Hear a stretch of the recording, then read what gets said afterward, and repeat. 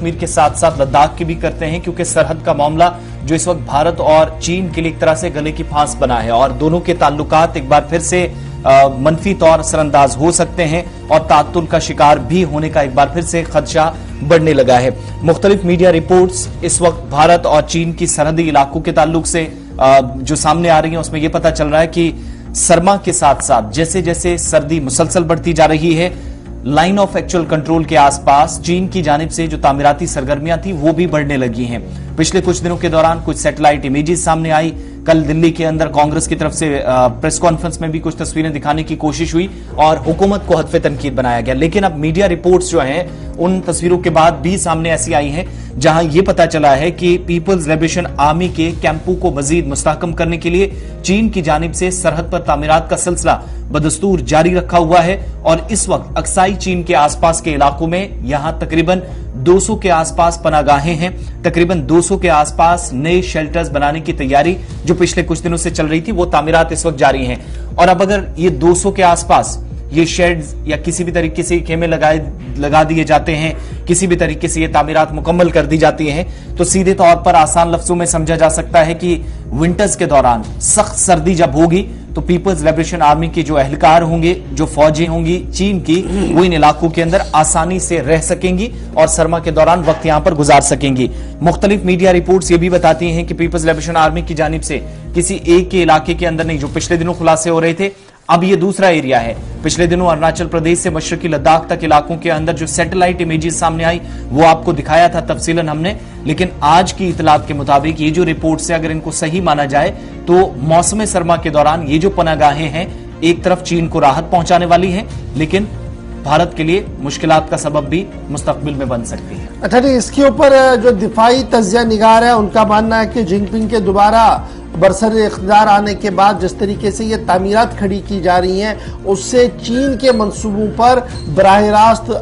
चीन का मंसूबा जो है वो साफ साफ दिख रहा है कि किस तरीके से वो अपनी पॉलिसी को मुस्तहकम बनाने की कोशिश करें कि जब वो इस तरीके की प्री फैब्रिक हट्स बनाएंगे और बाद में इन्हें उठाने में काफ़ी मुश्किलें भी आती हैं। तो एक तरफ से ये कहा जा रहा है कि चीन का जो इंक्रोचमेंट वो 5 इलाकों के अंदर हुआ था सन 2020 में, आज 2022 है, अभी वो तातुल चल रहा है और उसके बाद कुछ इलाके जो है वो वापस भी किए गए थे, कुछ इलाकों से वो फौज हटी भी थी। ताहम अभी भी दिपसोंग और डेमचोक ऐसे इलाके हैं जहां पर चीन की मुदाखलत जो है वो बराबर देखने को मिल रही है और चीनी मुदाखलत की वजह से जो पेट्रोलिंग पॉइंट नंबर 10, 11, 12, 13, 14 है वहां पर अभी भी इंडियन आर्मी जो है वो पूरी तरह से पेट्रोल नहीं कर पा रही है, पूरी तरह से मुतासिर हो रही है। सीनियर लेवल कमांडर्स की मीटिंग भी हुई थी इस पूरे मामले को लेकर के, दिपसांग और डेमचोक को किस तरीके से डिमिलिटराइज किया जाए और ये जो सूरत हाल उभर कर सामने आई है, जिस तरीके से चीन ने नाजायज तौर पर कब्जे वहां पर किए हैं, इन्हें किस तरीके से हटाया जाए। ताहम मुज़ाकराती अमल आगे नहीं बढ़ पाया। चंद इलाकों के अंदर जरूर कामयाबी हुई है। जब वो तस्वीरें सामने आई कि चीनी फौज वापस जा रही थी तो उसके बाद ये लग रहा था कि शायद आने वाले दिनों में मजीद बेहतरी जो वो देखने को मिलेगी। ताहम ये 2-3 इलाके ऐसे हैं जहां पर अभी भी चीन की फौजें आमने सामने है, भारतीय अफवाज के सामने, और लगातार तातुल जो है वो बना हुआ है। इस बीच चीनी अखबारों और चीनी मीडिया रिपोर्ट्स के मुताबिक यह मामूल के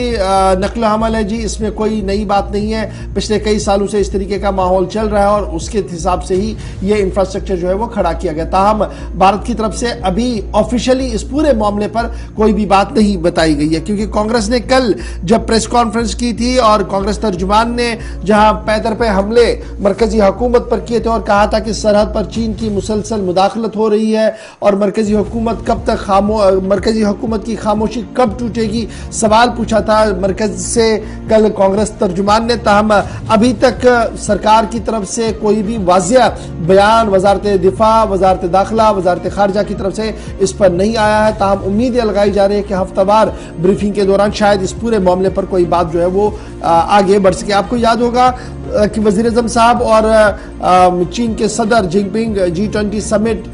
के दौरान भी मिले थे और उस वक्त जो बॉडी लैंग्वेज दोनों की थी वो ये साफ बता रही थी कि लद्दाख में कोई ज़्यादा पेशरफ्त नहीं हुई है, वरना कुछ बॉडी गेस्चर और बॉडी का जो लैंग्वेज था वो कुछ और होता। ताहम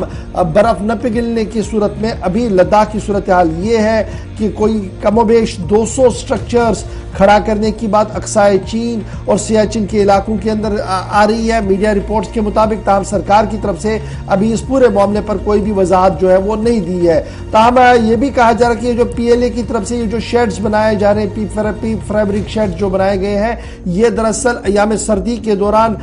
فوجیوں کو بچانے کی ایک کوشش ہوگی. اور یہ پری فیبرک شیلٹر جو بنائے گئے ہیں یہ 15 سے 18 کلومیٹر کے اس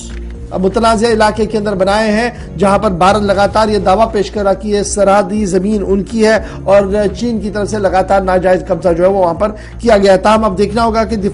وزارت دفاع کی طرف سے اس پر پورے معاملے پر کیا کچھ بات آتی ہے, وزارت خارجہ اس پورے معاملے پر کیا کچھ آئے گی. فی الحال یہ ساری خبریں جو ہے یہ میڈیا رپورٹس کے حوالے سے آ رہی ہے, کچھ سیٹلائٹ ایمیجز آ رہی ہے اور پھر کانگریس کی پریس کانفرنس کو بھی آج لگ بھگ سبھی بڑے اخباروں میں جگہ ملی ہے. یہی وجہ ہے کہ بڑی ٹرینڈنگ نیوز میں چین کی اس خبر کو اس وقت پوری دنیا کے اندر دیکھا جا رہا ہے. چین کے بعد